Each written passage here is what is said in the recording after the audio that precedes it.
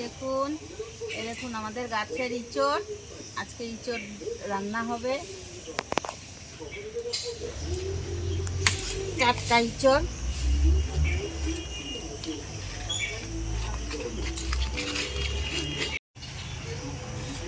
Hello বন্ধুরা, দেখুন এবারে যে ইঁচড়টাকে ডুম ডুম করে কেটে নেব। তার আগে যে হাতে তেল মাখিয়ে নিয়েছি, বটিতে তেল মাখিয়ে নিয়েছি।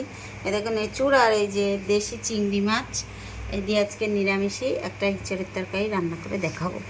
ইঁচড়টা কেটে নিই। ইঁচড় কাটার একটা সিম্পল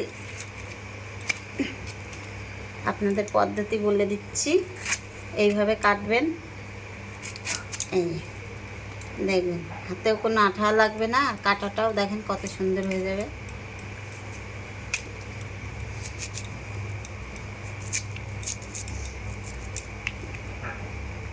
এই দেখুন এইভাবে কাটবেন। আর এই যে একটু তেল মাখিয়ে রেখেছি, এর মধ্যে ভিজিয়ে দেবো।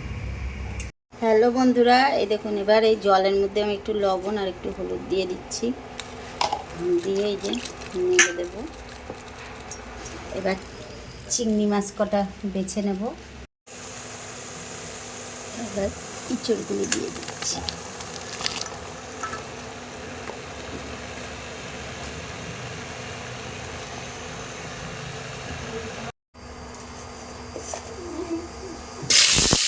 আলুগুলি দিয়ে দিলাম।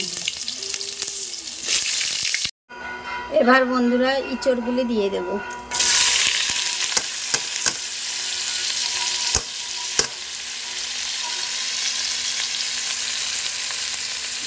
ইঁচড়গুলি একটু ভেজে নেব।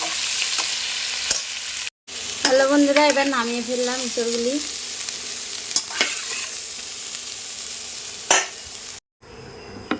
এবার কড়াইতে আবার একটু তেল দিলাম।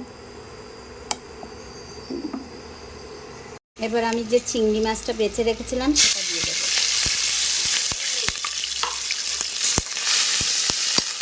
ভাজবো না, এবার আমি দিয়ে দিচ্ছি মশলাটা। বেশি ভাজলে রুখে রুখে লাগবে।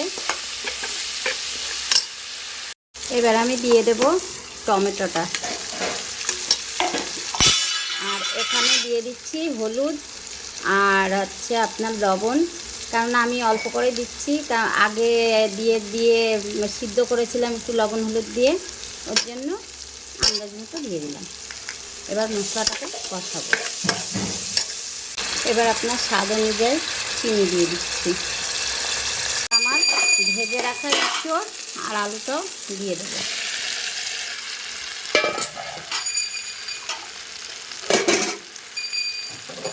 আমার মশলা দিয়ে তরকারি কষানো হয়ে গেছে। এবার আমি জল দিয়ে দেব।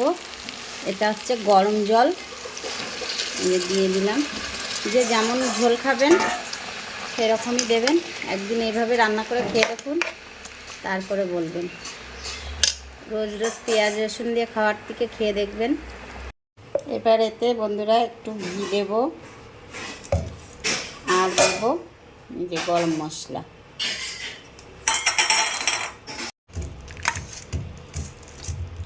এবার একটু নাড়িয়ে নিলাম। দেখুন কালারটা কেমন এসছে। এভাবে একদিন একটু রান্না করে খেয়ে দেখবেন, খেয়ে আমাকে কমেন্টে জানাবেন। হয়ে গেছে আমার নিরামিষ ইঁচড়ের তরকারি, পেঁয়াজ রসুন ছাড়া।